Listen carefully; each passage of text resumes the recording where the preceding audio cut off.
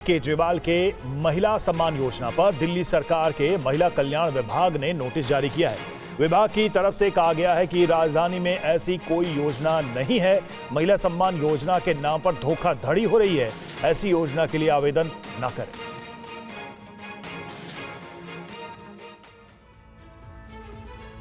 दिल्ली में आम आदमी पार्टी की ओर से घोषित मुख्यमंत्री महिला सम्मान योजना और संजीवनी योजना पर बड़ा विवाद खड़ा हो गया।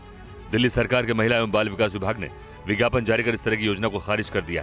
सार्वजनिक नोटिस में जानकारी दी गई कि महिला सम्मान जैसी कोई योजना नहीं। सम्मान योजना के नाम पर धोखाधड़ी। दिल्ली में ऐसी योजना अधिसूचित नहीं। योजना के लिए आवेदन न करें।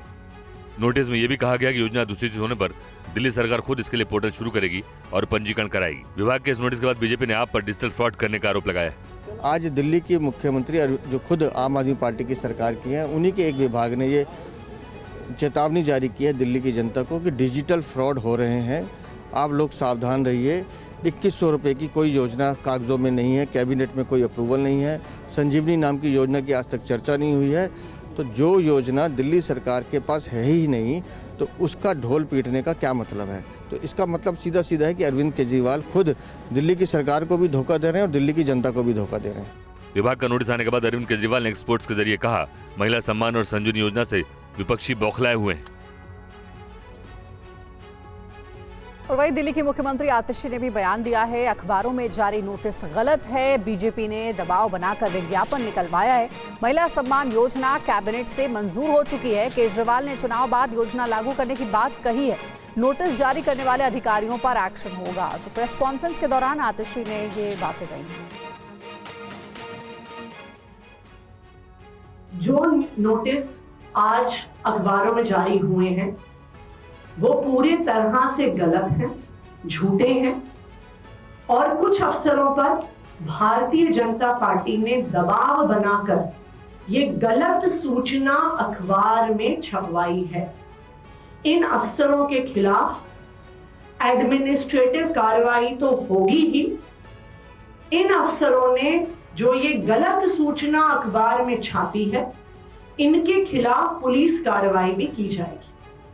आज अखबार में ये सूचना निकाली गई कि महिला सम्मान ऐसी कोई योजना नहीं है, जबकि दिल्ली सरकार का कैबिनेट डिसीजन है। दिल्ली सरकार का ये नोटिफिकेशन है। इस कैबिनेट डिसीजन का ये नोटिफिकेशन पब्लिक डोमेन में है कि ये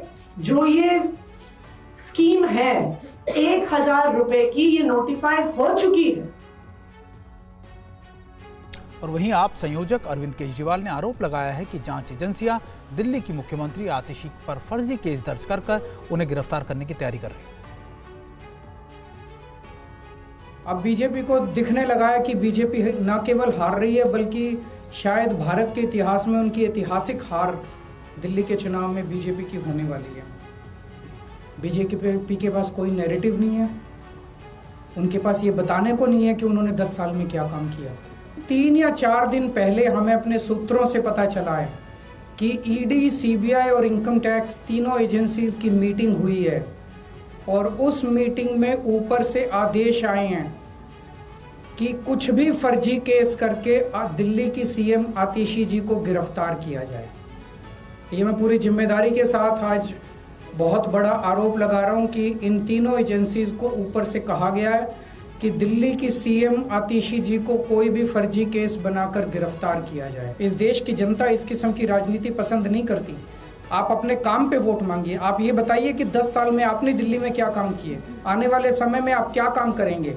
केवल जेल डालने से, गालियां देने से इस तरह से जनता वोट नहीं देती। इधर कांग्रेस ने भी केजरीवाल की योजना पर सवाल उठाए तो बीजेपी ने भी इस मुद्दे पर आम आदमी पार्टी को घेरा।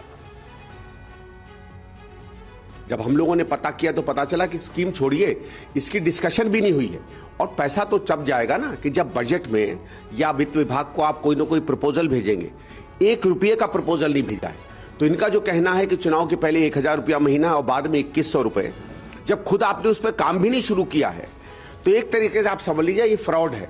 ये दिल्ली के पढ़े लिखे मुख्यमंत्री जो अपने आप को बताते थे और कहते थे कि मेरे से ज्यादा कोई पढ़ा लिखा नहीं है, आज वो दिल्ली की जनता को छल करने के लिए इस तरह का काम कर रहे हैं कि वो फॉर्म भरवा रहे हैं। पहले अरविंद केजरीवाल जी खुद के लिए कहते थे कि मुझे गिरफ्तार किया जा सकता है, क्योंकि उन्होंने शराब घोटाला किया था।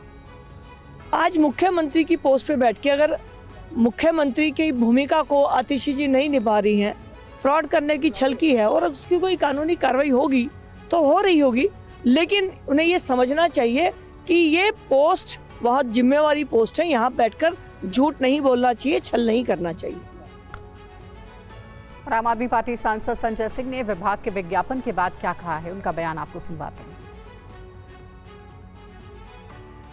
आम आदमी पार्टी से राज्यसभा सांसद संजय सिंह जी इस वक्त हमारे साथ बातचीत करने के लिए मौजूद है। सीधे बातचीत करते हैं। सर, जिस तरह से बात की जाए तो आम आदमी पार्टी लगातार संजीवनी योजना की बात कर रही है और साथ ही महिला सम्मान योजना की बात कर रही है, रजिस्ट्रेशन भी किया जा रहा है, लेकिन संबंधित विभाग के अधिकारी सवाल खड़े करते हुए नजर आ रहे हैं।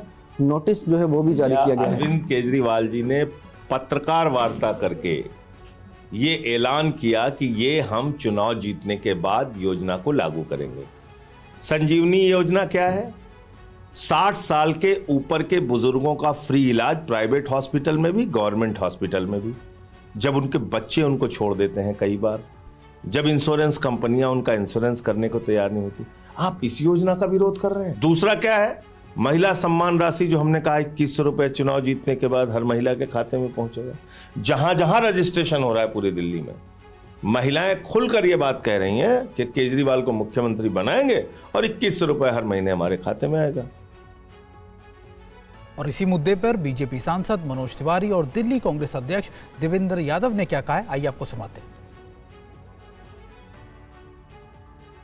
10 साल मुख्यमंत्री रहा व्यक्ति, मुख्यमंत्री 10 साल, बल्कि 49 दिन का एक और टर्म, यानी 3 टर्म मुख्यमंत्री रहा व्यक्ति, वो जनता से फ्रॉड पेपर साइन करा रहा है। और ये जानकारी भाजपा नहीं दे रही है, वही विभाग दे रहा है जिस विभाग के नाम पे कागज साइन कराए जा रहे हैं। ये अरविंद केजरीवाल की भूख कहां तक मिटेगी? केजरीवाल जी लगातार जनता को धोखा देने का काम कर रहे हैं। इससे पहले भी इन्होंने इस तरीके के वादे कई बार किए हैं, लेकिन उन्होंने एक कदम आगे बढ़कर जिस तरीके से लोगों को गुमराह करने का काम किया है और हर कॉन्स्टिट्यूंसीज में कैनोपीज लगाकर उनके अपने ऑफिसेज में जिस तरीके से लोगों की पर्सनल डिटेल्स वो हासिल कर रहे हैं, निश्चित ही वो हानिकारक हो सकती है, उसका मिसयूज हो सकता है।